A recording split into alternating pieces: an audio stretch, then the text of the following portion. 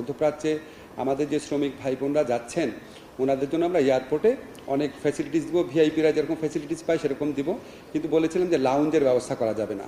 আজকে আপনাদেরকে আমরা আনন্দের সাথে জানাতে যাই আমরা আমাদের মধ্যপ্রাচ্যে যে শ্রমিক ভাই বোনরা আছে ওনাদের জন্য আলাদা স্পেশাল লাউঞ্জের ব্যবস্থা করব।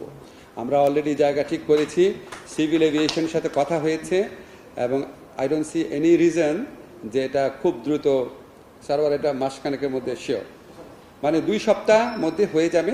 আমরা জায়গাও মোটামুটি ঠিক করেছি এবং এটা ইনশাআল্লাহ এটা হলে আমাদের প্রবাসী শ্রমিক ভাইদের যন্ত্রণার অনেক লাঘব হবে।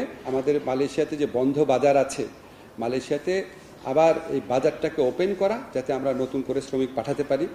সেকেন্ড, আমি রিকোয়েস্ট করেছি যে 100 জনের যে সিন্ডিকেট ছিল, সিন্ডিকেট শব্দটা উচ্চারণ করিনি, আমি বলেছি যে রিক্রুটমেন্ট প্রসেসটাকে ওপেন করে দেওয়ার জন্য সকল আপনার যারা রিক্রুটিং এজেন্সি আছে সবার জন্য ওপেন করার জন্য, ট্রান্সপারেন্ট করার জন্য।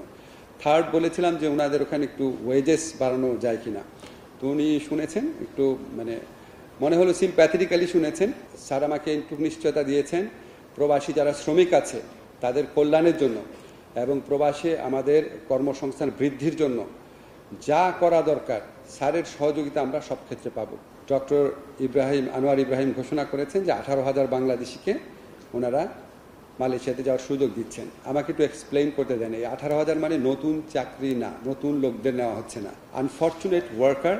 ওনাদের মানে সমস্ত কিছু ঠিক হয়ে গেছে, ওনাদের ভিসা হয়েছে, ওনারা কাজ করার সুযোগ পেয়েছেন, কাজ করার চুক্তি সব কিছু হয়ে গেছে, ওনাদের ভিসা হয়ে গেছে, কিন্তু মালয়েশিয়ান গভর্নমেন্টের একটা কাট অফ ডেট ছিল 31 মে 2024-এর মধ্যে প্রবেশ করতে হবে।